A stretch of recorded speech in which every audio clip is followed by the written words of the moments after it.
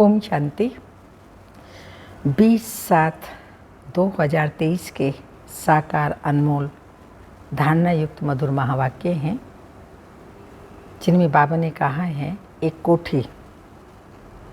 कोठरी जो होती है, बाबा का छोटा सा कमरा या अपने ही कमरे में एक कोने में बाबा का चित्र रख कर के और उसको बाबा का रूम बना दो। जब भी समय मिले तो बाबा की याद में बैठें। चलते फिरते उठते बैठते तो याद करना ही है, लेकिन विशेष बैठ कर याद करने से विकर्म विनाश होते हैं और श्रेष्ठ कर्मों का खाता जमा होता है। हमारी बड़ी दीदी मनमोहिनी दीदी भी कहा करते थे, जुलाई मास चल रहा है, 28 जुलाई बड़ी दीदी जी की पुण्यतिथि आने वाली है, तो वो भी कहा करते थे कि छोटा सा अपना कमरा हो पर कोने में शिव बाबा का चित्र रख करके बाबा को याद करना चाहिए और सभी से बुद्धि योग निकाल करके एक बाबा से बुद्धि योग लगाने की सदा कोशिश करते रहें। इसके साथ साथ बाबा ने कहा अपने आप से बातें करनी चाहिए कि हम कहाँ स्वर्ग में थे, कितने सुखी थे, हीरे जवाहरात के हमारे महल थे, कितने वहाँ पर अथाह सुख थे, आदि आदि। मीठे बच्चे, शिव बाबा का चित्र एक कोठरी में रख दो, घड़ी घड़ी जा कर के उसके सामने बैठ बातें करो तो सारा दिन याद बनी रहेगी। क्वेश्चन, नया और अनोखा प्यार कौन सा है जिसकी अनुभूति केवल संगम पर ही होती है?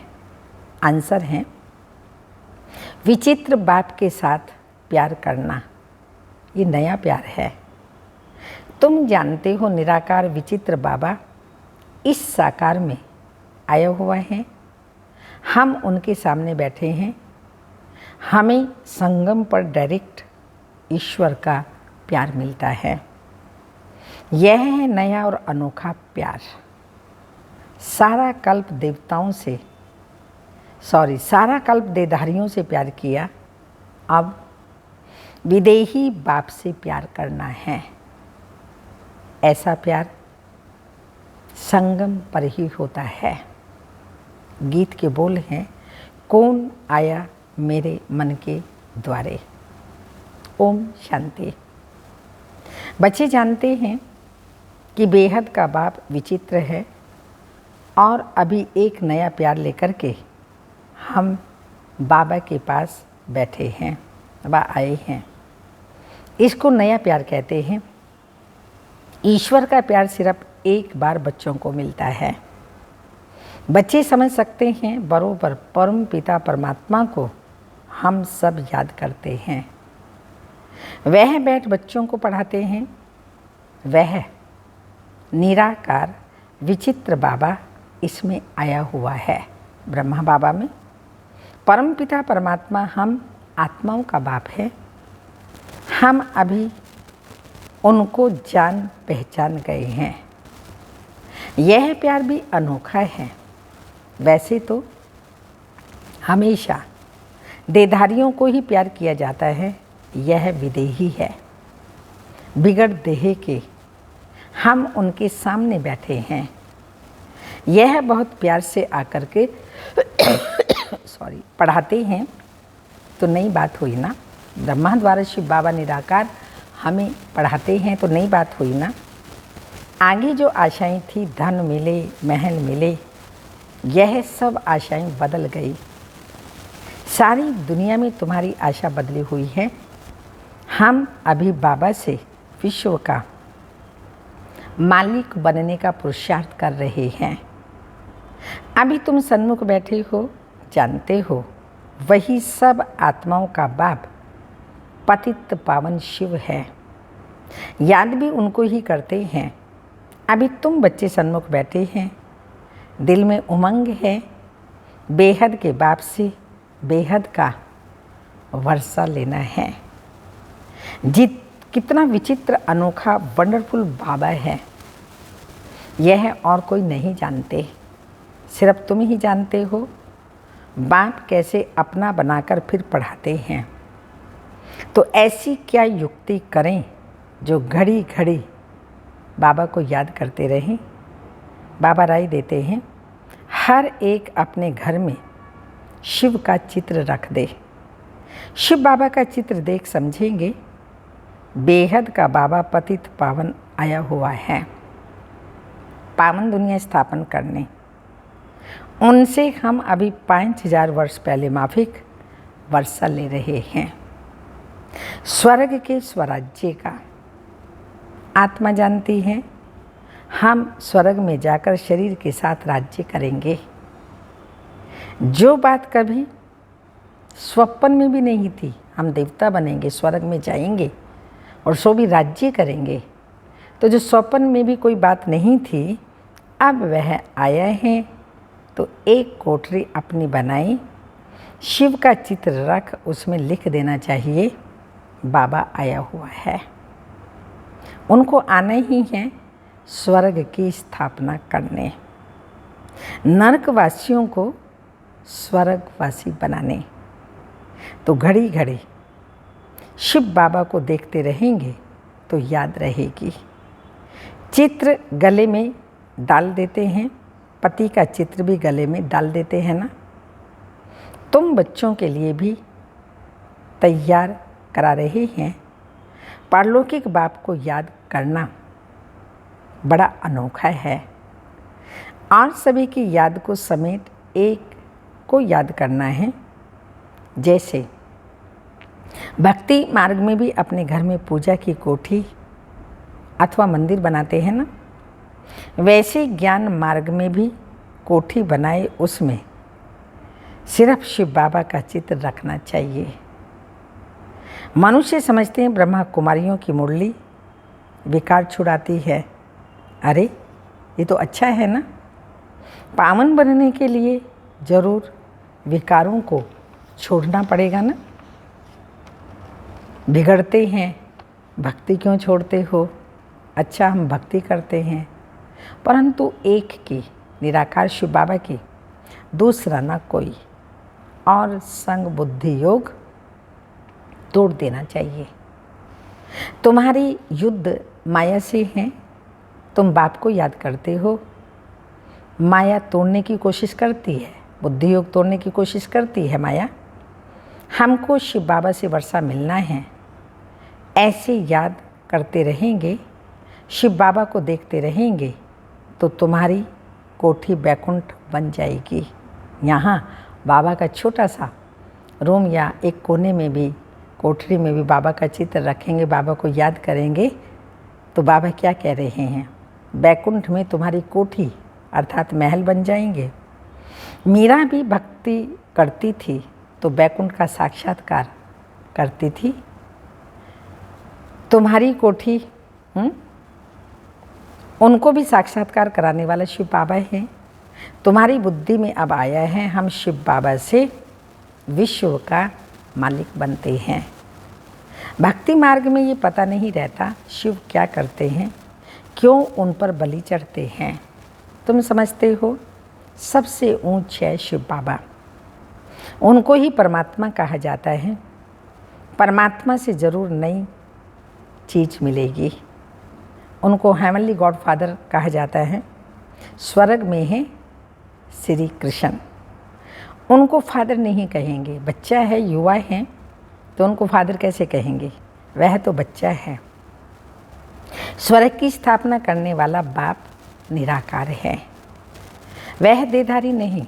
यूँ तो आजकल सबको फादर कहते रहते हैं, गांधी को भी बापूजी कहते हैं, परंतु सब धर्म वाले नहीं कहेंगे। अर्थ तो समझते नहीं। तुम जानते हो सबका बापूजी शिव बाबा है, शिव दाता नहीं। ये शिव दादा नहीं है, शिव दादा नहीं, वो बाप है। बाबा वह निराकारी दुनिया में रहते हैं। श्री कृष्ण को याद करेंगे, लेकिन वह तो बैकुंठ निवासी हैं। ऋषि मुनि आदि सब देधारी यहाँ होकर के गए हैं। परमात्मा है निराकार। हमको देह है नहीं, शिव बाबा कह रहे हैं हमको देह है नहीं। सर्वव्यापी के ज्ञान से बुद्धि किसी की भी चलती नहीं। सबके अंदर परमात्मा है तो बुद्धि चलती ही नहीं। वो ज्ञान का सागर, सुख का सागर, शांति का सागर, प्यार का सागर है। बाप आकर बुद्धि का ताला खोलते हैं। यहाँ है नई बात। और सत्संग में ऐसे नहीं समझते कि शिव बाबा नॉलेज दे रहे हैं। वहाँ तो सब देहधारी बैठे हुए हैं। तुमको निश्चय है हम निराकार बाप से सुन रहे हैं। निराकार जरूर जब साकार में आए तब तो पहचान दे। कल्प कल्प बाप आते हैं, आकर मालिक बनाते हैं। फिर भी माया कितना हैरान करती है, विघ्न डालती है। रुद्र ज्ञान यज्ञ में असुरों के विघ्न पड़ते हैं। देही अभिमान आने से ही विघ्न पड़ते हैं। बाबा कहते हैं अपने को अशरीरी समझो। देह के भान में आते हैं तो कुछ ना कुछ विकार आते हैं तो हम विघ्न डाल देते हैं इस अविनाशी रुद्र ज्ञान यज्ञ में। इसलिए बाबा बार बार बच्चों को कहते हैं अपने को आत्मा अशरीरी समझो। हम तो बाबा के बने हैं, बाबा वापस लेने आए हैं। ये शरीर छोड़ अब वापस जाना है। अपने से बातें करो। सूक्ष्म देहधारी व स्थूल देहधारी सबकी याद छोड़नी है। पक्का पक्का निश्चय करना है। हम आत्मा ही परमधाम से आई हैं, वहाँ के हम रहने वाले हैं। सतयुग में इतने जन्म राजाई की 84 जन्म लिए। अब नाटक पूरा होता है, वापिस जाना है। घर में कोई हंगामा हो तो कोठरी में शिव का चित्र रख दो, सब हंगामे दूर हो जाएंगे। कोई ऐसी बात होती है तो जाकर के उस कोठरी में शिव बाबा को याद करेंगे। ब्राह्मण लोग स्त्रियों को कहते हैं शिवलिंग की पूजा नहीं करनी है, परंतु शिव बाबा तो आते ही हैं माताओं के लिए। शिव के ऊपर तो बहुत जाकर लोटियां चढ़ाते हैं। पुजारी लोग खुश होते हैं क्योंकि माताएं सबसे जास्ती पैसे रखती हैं। भक्ति की सच्ची भावना अबलाओं माताओं में रहती है। पुरुष तो जैसे खग्गे हैं, घड़ी घड़ी बाहर निकल जाते हैं। बुद्धि योग भटकता रहता है। पत्नी का पति तरफ बहुत मोह जाता है। तुम बच्चे समझते हो यह है दुख धाम। अब सुख धाम स्थापन करने वाला बाबा आया हुआ है। युक्तियाँ रचनी हैं हम बाप को कैसे याद करें। बच्चों को उनको इन आँखों से नहीं देखा जाता।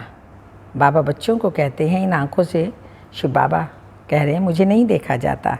ये आत्मा कहती है हमारा शिव बाबा बाप है। शिव का चित्र देखने से बड़ी खुशी होगी। तुम बच्चों का योग भी अव्य भी जारी चाहिए, सिवाय एक शिव बाबा के बुद्धि योग कहीं नहीं जाए। ये है अव्यभिचारी याद। शिव का चित्र रख घड़ी घड़ी याद करते रहो। बाबा ने अपना मिसाल बताया था। ब्रह्मा बाबा ने लक्ष्मी नारायण के चित्र से हमारा कितना प्यार था। फिर एक दिन ख्याल आया लक्ष्मी दासी बन पाँव दबा रही है, ऐसे तो ठीक नहीं है। तो आर्टिस्ट को कहा इससे लक्ष्मी को मुक्त कर दो। बाकी नारायण का चित्र पॉकेट में पड़ा रहता था। एक पॉकेट में एक मुरादी के बॉक्स में घड़ी घड़ी एक चित्र पॉकेट में होता था और एक चित्र मुरादी के बॉक्स में अपने उसमें रखते थे जो पैसा आदि रखते हैं। घड़ी घड़ी चित्र देखता रहता था जैसे मस्त, परंतु गुप्त करता था, कोई देखे नहीं तो कहेंगे ये क्या करता है। पहले श्री कृष्ण से प्यार था, फिर उनको छोड़ विष्णु से हो गया। जैसे भक्ति नोदा होती है वैसे याद भी नोदा होनी चाहिए। इससे प्राप्ति बहुत भारी है। उनसे तो कुछ नहीं, अल्पकाल के लिए थोड़ा सुख मिलता है, फिर दूसरे जन्म में मेहनत करनी पड़े।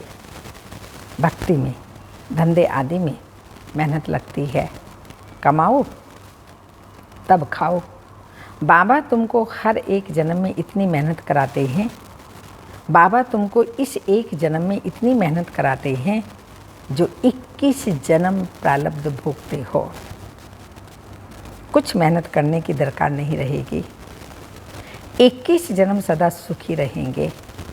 तो ऐसे बाप जो पुरुषार्थ करना सिखलाते हैं उनको तो याद करना चाहिए ना।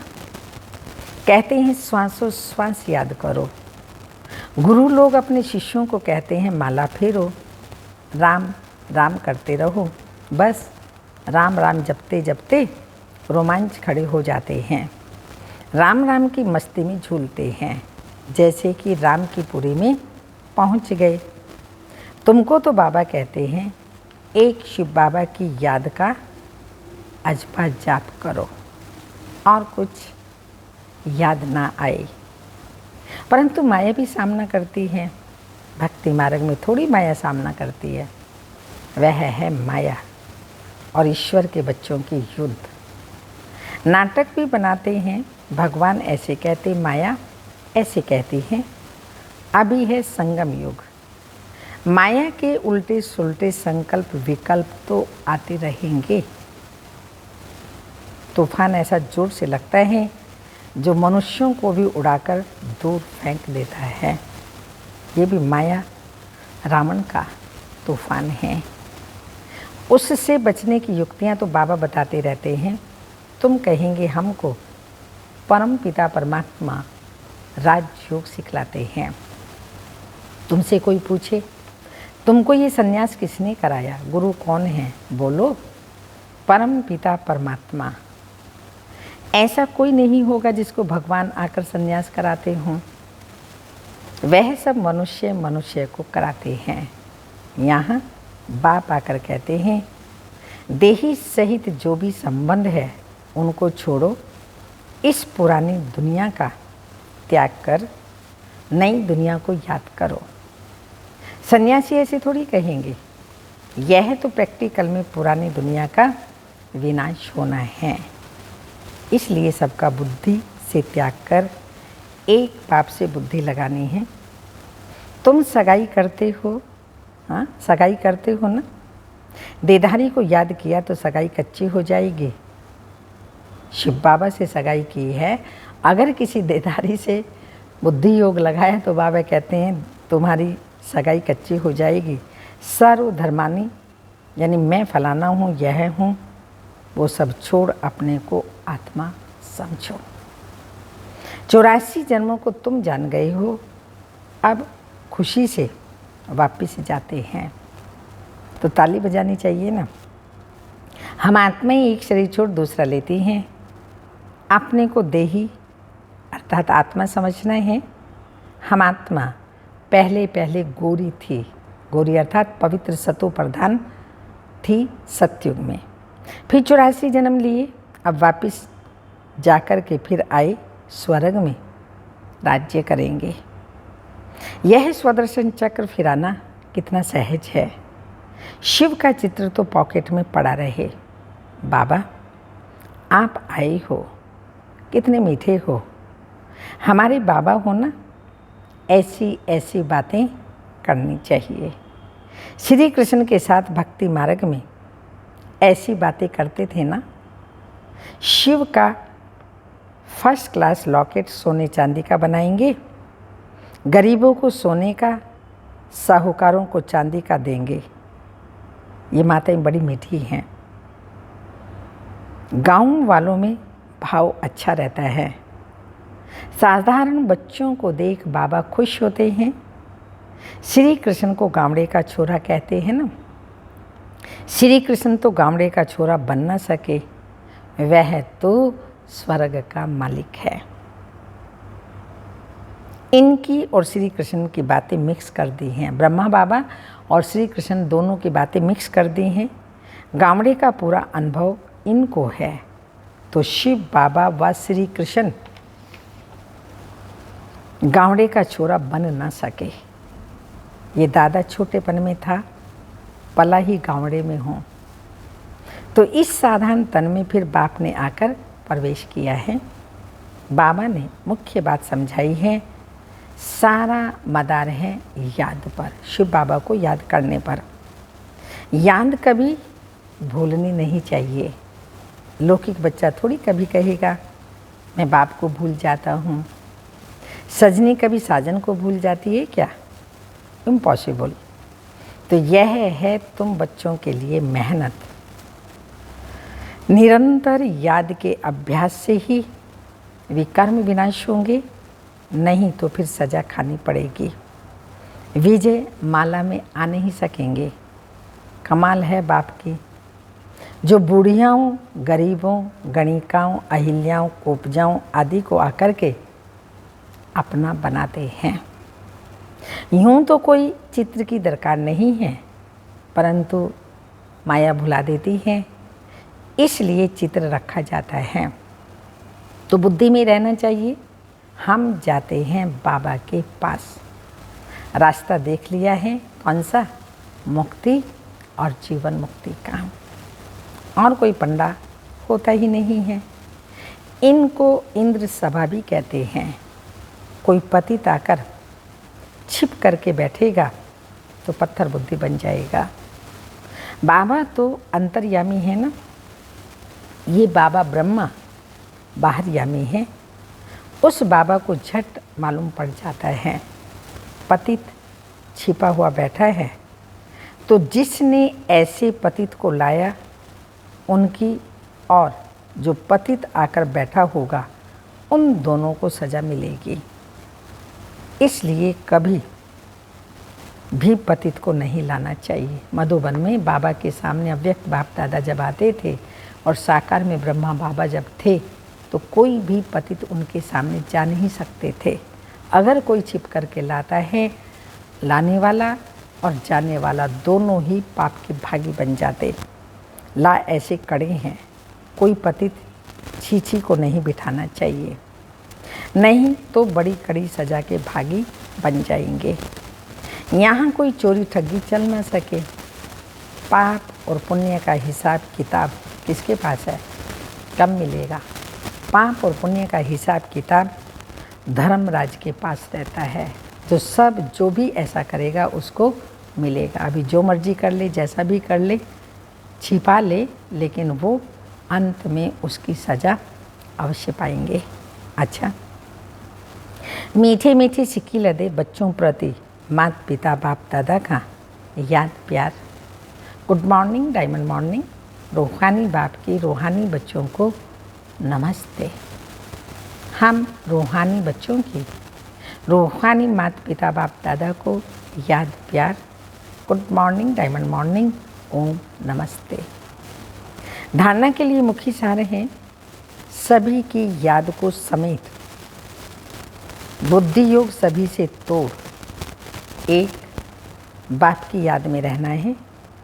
शिव बाबा की कोठी बनाए, छोटी सी कोठड़ी कोना बनाए, उनकी अव्यभिचारी याद में बैठना है। सेकंड पॉइंट, अपने आप से मीठी मीठी बातें करनी हैं। हम पहले कितने सुंदर गोरे थे, फिर 84 जन्म लिए, अब खुशी से वापस जाते हैं।